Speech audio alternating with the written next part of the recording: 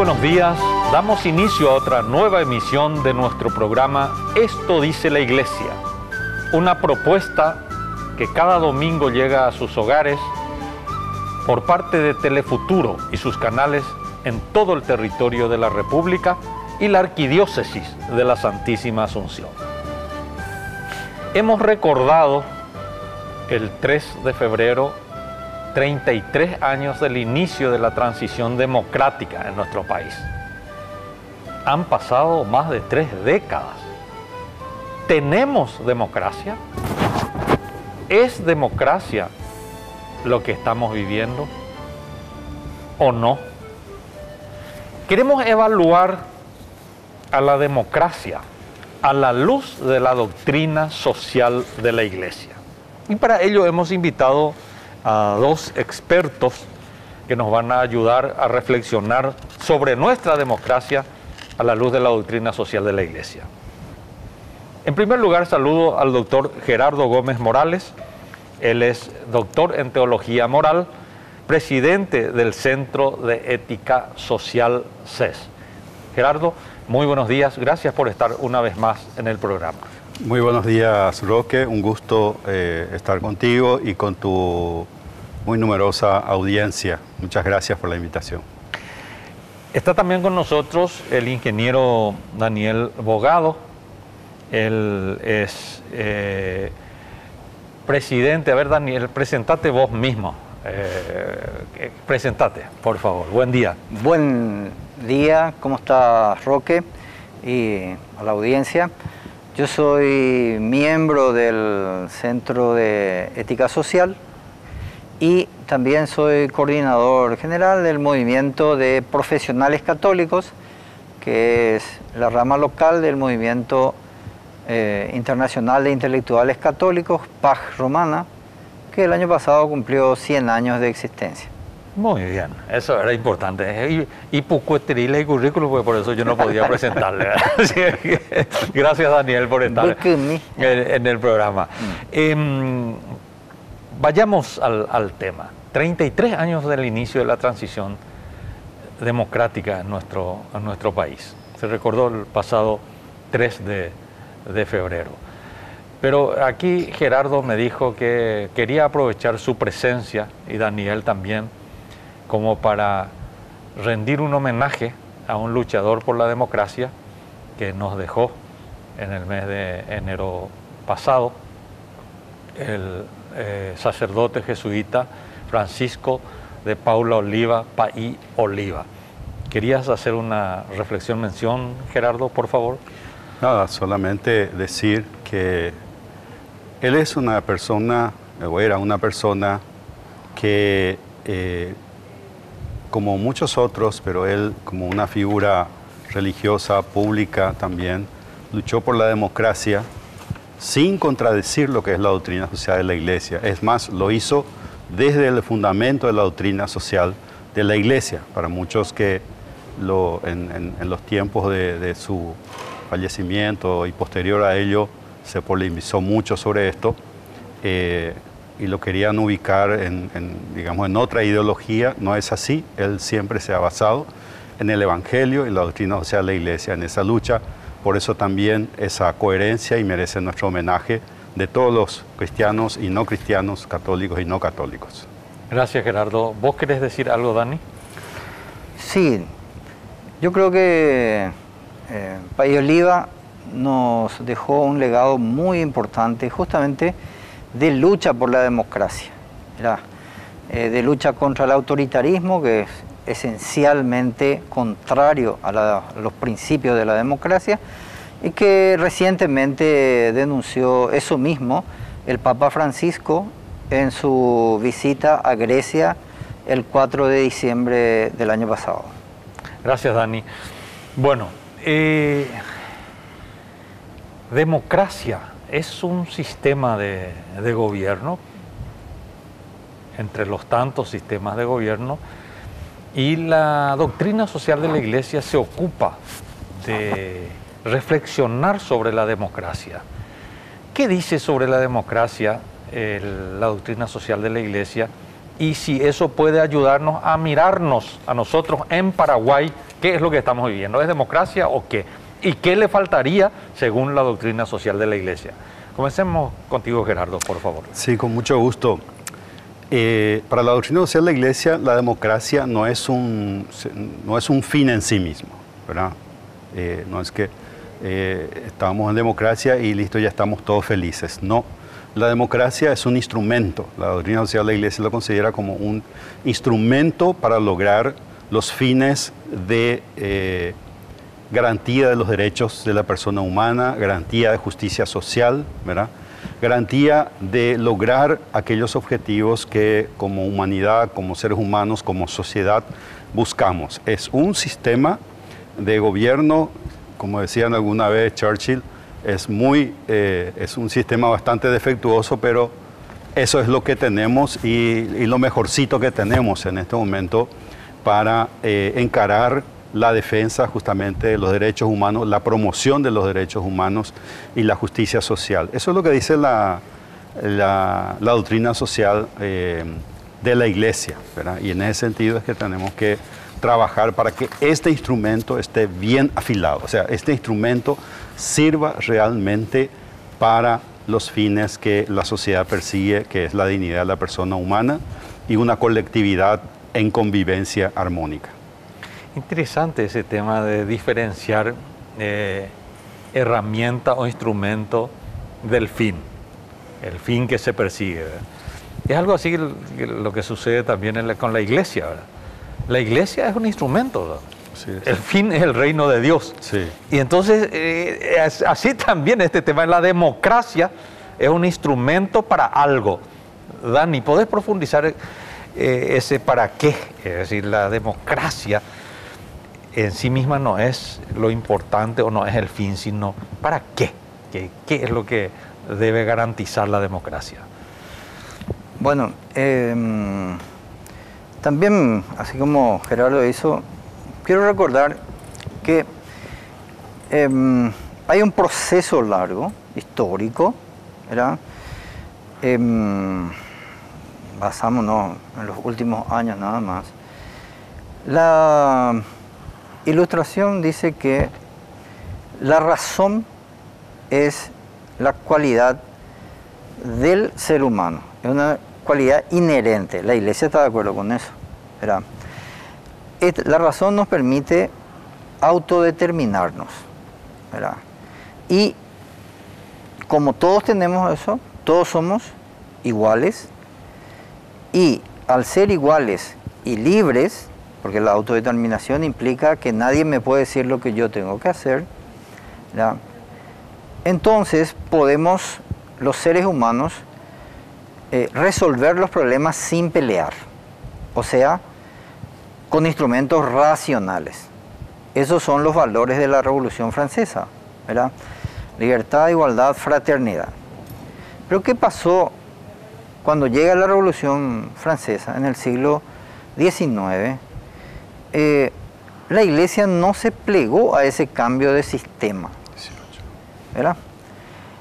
Recién al final del siglo XIX, León XIII dice que la democracia es compatible con la vida cristiana, y recién con Pío XII en 1944, ¿verdad? Él habla de que los pueblos han despertado de un prolongado letargo y exigen un sistema de gobierno que sea más compatible con la dignidad y la libertad de los ciudadanos. O sea, está bien, podemos, o sea, muchos sistemas, regímenes pueden decir que van hacia el bien común, pero el camino también importa, ¿verdad? Que el medio que estamos tomando sea compatible con la libertad y la dignidad de las personas, ¿verdad? Y eso lo pone de manifiesto, ¿verdad?, retomando la tradición antigua de la Iglesia, ¿verdad? Lo pone Pío XII, ¿verdad? Y habla de que el individuo debe ser y permanecer sujeto, fundamento y fin de la vida social, ¿verdad? Y eso trasciende un poco el ámbito exclusivamente político de la democracia. Podemos explayarnos un poco sobre esto, pero podríamos ir a lo que recoge el Concilio Vaticano II,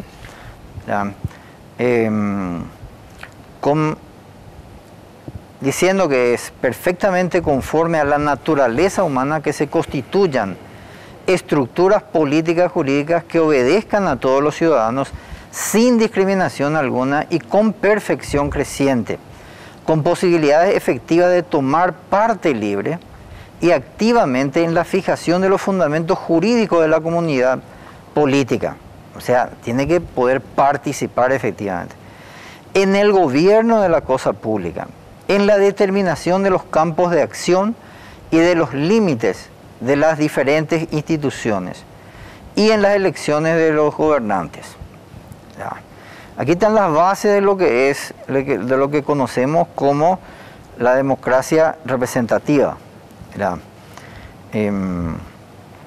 Y dice, todos los ciudadanos tienen el derecho y al mismo tiempo el deber de votar con libertad para promover el bien común. Ya.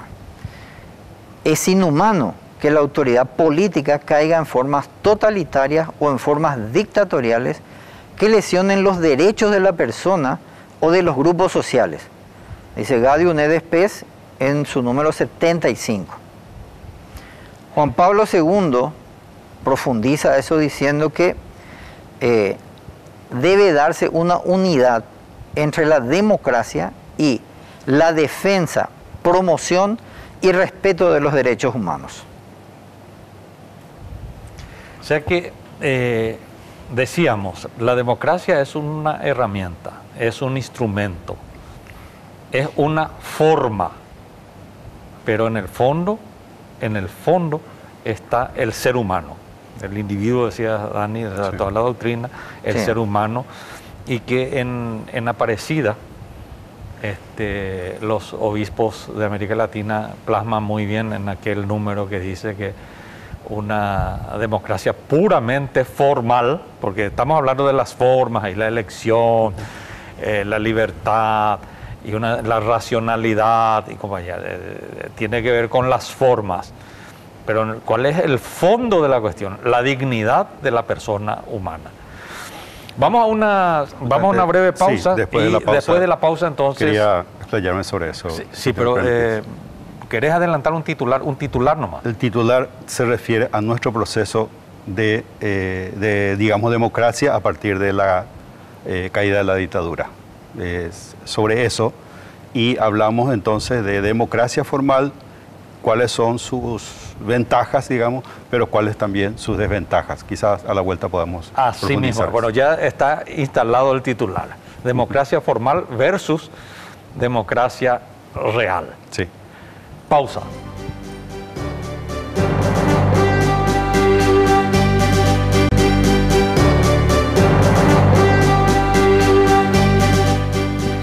Estamos en este primer domingo de febrero hablándoles de democracia desde la doctrina social de la Iglesia. 33 años ya hemos caminado en esta famosa transición democrática. Yo no sé si vamos a hacer una eterna transición o así nomás luego es un régimen político. Siempre tiene que ser una transición, nada es absolutamente estable, salvo algunos fundamentos de lo que justamente queremos hablarles ahora, después de la pausa, porque antes de la pausa estamos viendo algunos aspectos que podrían tener que ver con la formalidad de la democracia. Pero, ¿es esa la democracia? ¿O está cumpliendo la democracia con su función o con su razón de ser en función de la esencia? Bueno, nuestros invitados tienen la palabra en ese sentido y el doctor Gerardo Gómez Morales, presidente del Centro de Ética Social, que está con nosotros acá, y pidió la palabra antes de la pausa y dijo, yo quiero hablar y profundizar sobre este tema. Gerardo. Muchas gracias, Roque. Justamente para referirnos al proceso de transición democrática que hemos tenido hace ya 33 años que estamos en este proceso que, bien dicho, es de construcción. La democracia es una tarea de construcción que nunca, digamos, nunca termina el proceso, y hay que salvaguardarlo, digamos, de peligros también que pueden dañar ese proceso. Dice la doctrina social de la Iglesia, Roque, que hay dos cosas que tienen que cumplirse para que haya democracia. Uno es el respeto irrestricto del Estado de Derecho. El Estado de Derecho es la vigencia de la ley por encima de las voluntades, del voluntarismo de las personas. En el sentido de que nos guiamos por lo que dice la ley, en primer lugar la Constitución Nacional, las leyes, etcétera, las instituciones que erigimos al amparo de la Constitución y las leyes, hay que cumplirlas, hay que llevarlas a cabo, y ahí no cabe, digamos, en ese sentido, el autoritarismo, la dictadura, etcétera. Pero el otro aspecto fundamental de la democracia es el cultivo de los valores democráticos. Los valores democráticos que también son valores que hace mucho la doctrina social de la Iglesia viene predicando, que es la participación, la solidaridad, la participación, la solidaridad, la justicia. Esos son valores de los cuales los ciudadanos tienen que estar convencidos, más allá incluso, más allá del mero cumplimiento de la ley. ¿Qué hemos estado haciendo? Quizás hemos estado erigiendo instituciones, leyes, etcétera, y cumpliendo rituales, por ejemplo, electivos, ritos de elecciones, y con eso nosotros, o algunos nos hacen creer que, bueno, el que tiene la mayoría manda. Esa palabra manda, ¿verdad?, ya es luego una contradicción a la misma democracia, porque la democracia, en su valor, participación significa que todos somos responsables en diferentes medidas. Incluso los que pierden una elección son responsables de la democracia, son responsables de que vaya bien, digamos, una acción gubernamental, ¿verdad? Quizás sea imperfecta todavía nuestra organización institucional, pero es necesario esta vivencia de valores. ¿Qué hemos tenido hasta ahora? Muchos ritos legales, vamos a decirlo así, y eso ya a muchos políticos le dijo: yo puedo hacer lo que quiera, porque ahora es con la mayoría. Se hagan la mandada porque elección a ganar baité, ¿verdad? Y eso no es así, porque falta el otro aspecto, que es la vivencia de los valores democráticos, y eso tiene que estar en cada ciudadano. Justamente una de las responsabilidades de los políticos o de los partidos que ganan elecciones es hacer que la ciudadanía se convenza, que la ciudadanía adopte esos valores. Para eso reciben plata. Para eso el Estado paraguayo, para eso con nuestros impuestos nosotros estamos haciendo que se le pague a los partidos para que ellos puedan trabajar por fortalecer la democracia. Justamente por eso. Lastimosamente yo no veo mucha acción en ese sentido. Quizás algunos políticos me van a decir: sí, nosotros hacemos, perfecto, no hay problema. Si lo hacen, felicidades. Pero si no lo están haciendo, están usando el dinero para otra cosa, entonces tendrían que preguntarse qué le están haciendo al sistema democrático. Porque nuestro sistema de partidos políticos se basa en la democracia. Y si usted mata la democracia, está matando su partido y lo está convirtiendo en una dictadura de partido. Y eso está mal. Entonces vamos a terminar de fundir la democracia, fundir los partidos, fundir todo. Y por supuesto el objetivo de la dignidad, el bienestar del ser humano, la dignidad del hombre, también se va a ir al tacho. Yo creo que este es un tema que hay que cuidar muchísimo, Roque. Justamente, Dani, cuando hablé contigo para que nos acompañes en el programa, me dijiste: pero coña de democracia no hoy la doctrina social de la Iglesia. O sea que inmediatamente, intuitivamente te pusiste a juzgar, en el buen sentido de la palabra, emitir juicio desde un paradigma que es la doctrina social de la Iglesia. ¿Podrías profundizar un poco también en ese sentido? Bueno, en realidad eso sigue también la misma línea que estaba enunciando Gerardo. ¿verdad? Porque eso se basa en los valores democráticos, ¿verdad? La vigencia de los valores, un valor central de la democracia es la tolerancia, ¿verdad? Y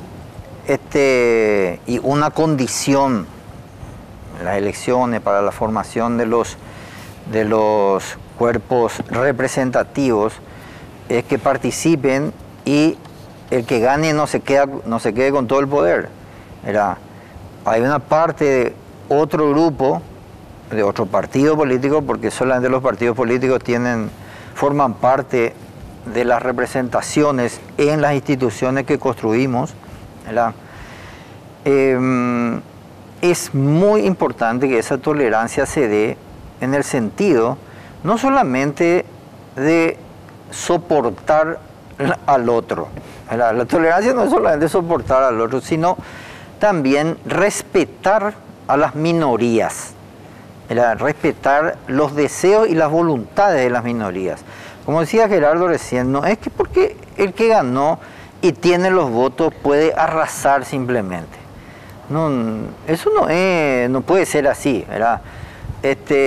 Pueden juntar la cantidad de votos, pero eso no es democracia, ¿verdad? Eso es un autoritarismo disfrazado, ¿verdad? Eso no lleva al bien común. Si reúnen los votos suficientes para aumentarse la dieta de una manera que es un escándalo para los pobres de este país, que son muchos, ¿verdad? Y que con la pandemia aumentaron mucho, ¿verdad? Y eso no construye bien común, ¿verdad? Y eso nos recuerda el Papa Francisco en su encíclica, la última, Fratelli Tutti, todos somos hermanos. ¿Y cómo vamos a tratarnos así entre hermanos, ¿verdad? Otra condición es el tema de la igualdad, ¿verdad? Y en este país sabemos que la desigualdad campea, ¿verdad? Una desigualdad que se mide con los parámetros del Instituto Nacional de Estadística, ¿verdad? Podemos decir que económicamente tenemos esta desigualdad, pero la desigualdad cruza todos los ámbitos de la vida social, política, económica, ¿verdad? Vivimos en una desigualdad terrible y lo peor es que se naturaliza eso, como que así nomás luego tiene que ser, ¿verdad? Y unos cuantos, principalmente los que ejercen el poder, pueden hacer lo que quieren, ¿verdad? Y no, sin tener en cuenta los más mínimos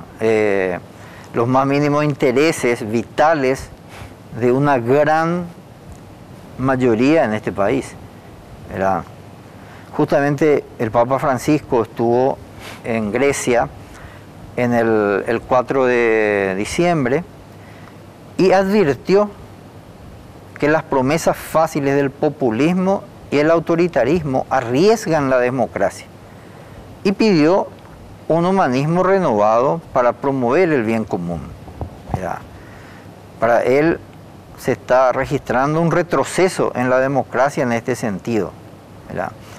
Y bueno, o sea, pidió que construyamos una polis que requiere la participación y colaboración de todos, ¿verdad? La implicación activa en lo que es común y prioridad, con la prioridad hacia los más débiles, ¿verdad? Eso nos toca también a cada uno de nosotros. De repente, en el sistema de representación democrática, creemos que los ciudadanos mismos, que con votar termina nuestro deber, ¿verdad? Pero no. Cuando el Papa dice que tenemos que participar, también tenemos que participar del control de lo que hacen las instituciones, ¿verdad? Y tenemos que enterarnos qué está pasando, cómo están usando el dinero público, cómo están decidiendo cuánta plata va a ir a salud, ¿verdad? Y cuánta plata a educación, que son ámbitos claves para que la democracia, la sociedad avance hacia el bien común. más en estos tiempos de pandemia, ¿verdad? Tanto la salud, que se ha demostrado como ahora más que nunca como un bien muy, muy preciado, ¿verdad? Y también se ha demostrado que se había mercantilizado demasiado la salud, ¿verdad? Pero que había sido que si le dan los medios y recursos a la salud pública, ¿verdad? Funciona. Los hospitales que mejor funcionaron en pandemia, en el 21 y en el 20, fueron los hospitales públicos, ¿o no? De ahí es que salían más recuperados los enfermos que ingresaban, ¿verdad?, a las terapias y demás, ¿verdad? Entonces, eso es muy importante, el control ciudadano, para que las autoridades no hagan lo que se les canta, digamos, ¿verdad? Qué bárbaro. Como cuando el tema es profundo y cuando vamos a comenzar a hablar en serio del tema se nos va el tiempo, ¿verdad?